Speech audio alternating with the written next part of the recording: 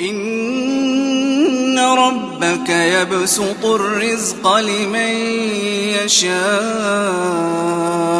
ويقدر إنه كان بعباده خبيرا بصيرا ولا تقتلوا أولادكم خشية إملاق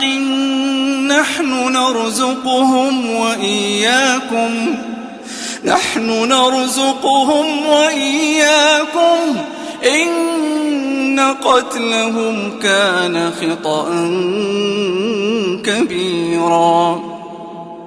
ولا تقربوا الزنا إنه كان فاحشة